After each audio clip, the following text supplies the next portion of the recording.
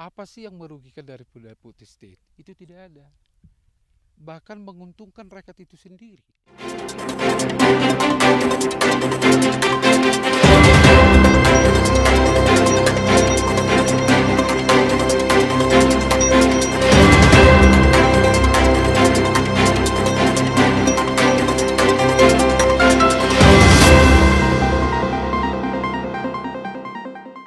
Memasuki masa panen bawang merah di lahan food estate, petani desa Ria-Ria, Kecamatan Polung, Kabupaten Hubang, Hasundutan menyambut dengan antusias.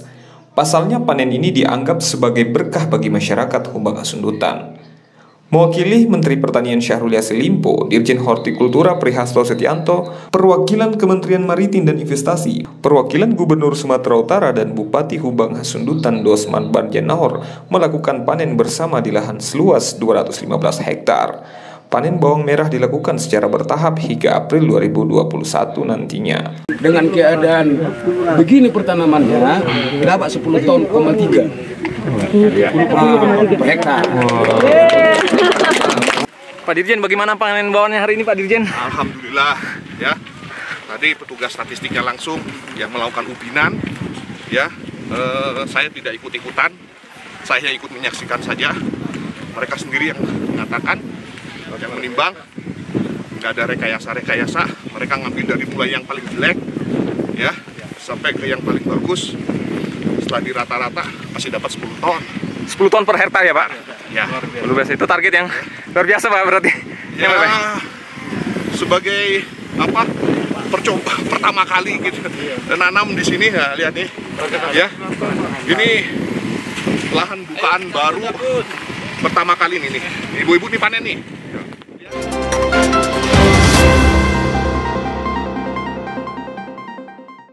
Dimanapun Anda berada, saat ini saya sedang berada di lahan food estate 215 hektar Desa Ria-Ria, Kecamatan Polung, Kabupaten Hubang Hasundutan, Sumatera Utara.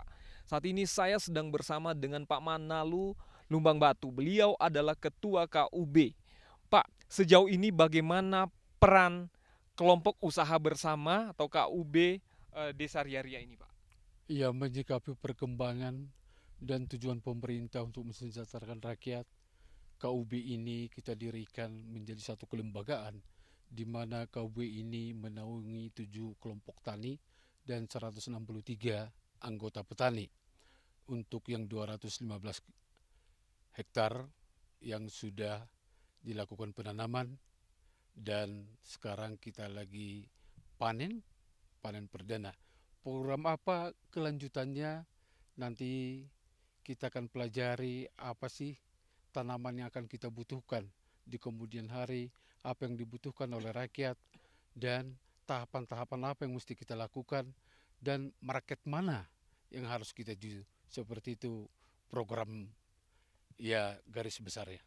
Oke, Pak, KUB ini berarti menghubungkan petani dengan pemerintah daerah dan pusat, mungkin seperti itu, Pak, ya?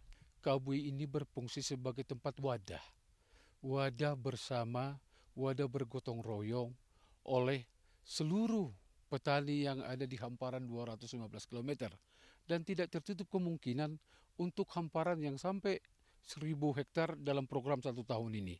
Nah, KUB berperan untuk menjembatani, memfasilitasi segala apa yang dibutuhkan oleh petani. Contoh, petani kita harapkan akan mandiri.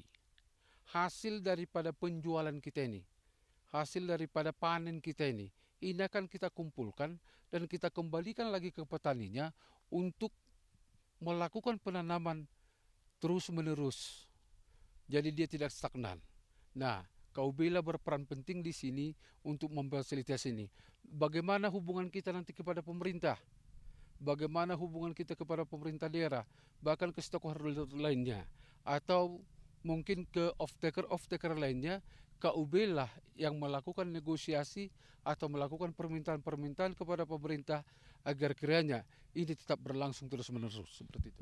Menurut Bapak, tingkat kesuksesan panen perdana bawang merah saat ini tuh sejauh apa, Pak? Oh, mengenai tingkat kesuksesan, itu kan ada ukurannya. Ukuran apa yang kita pakai sekarang? Ini kan kita harus maklum juga, karena ini kan lahan perdana. Lahan ini baru lahan pertama yang ditanami sejak adanya ini dunia ini. Ya, ini dulu ditanami ilalang, pakis-pakis, paku-pakuan dan segala macam. Persoalan hasil produksinya memang tidak semaksimal yang kita harapkan secara teori dan segala macam. Tetapi hasil yang diharapkan yang kita rencanakan awalnya bisa tercapai. Nah, panen yang untuk 100 hektar ini bawang merah, panen ini, ya semua petani bergembira ria karena ada beberapa ya isu yang berkembang bahwa food estate yang di Desa Riaria gagal total. Saya katakan sekarang tidak gagal total, buktinya kita bisa panen. Yang kita panen itu umbinya, bukan daunnya. Di samping ini baru pertama kalinya ditanami sejak adanya ini. Terus yang bulan 12 itu ada cuaca yang sangat ekstrim di sini. Maka tingkat produktivitasnya sebenarnya, produktivitas daripada yang kita tanam ini ya tidak secara maksimal. Tetapi ini saya garis bawahi, tetapi bisa membuat masyarakat juga senang dan tersenyum. Artinya di situ ada keberhasilan tersendiri di dalam hati masyarakat. Sejauh ini bagaimana perannya Kementerian Pertanian, Pak, untuk mendampingi petani yang ada di food estate ini, Pak? Wah, sungguh luar biasa. Pertama, terima kasih sama Pak Presiden Jokowi.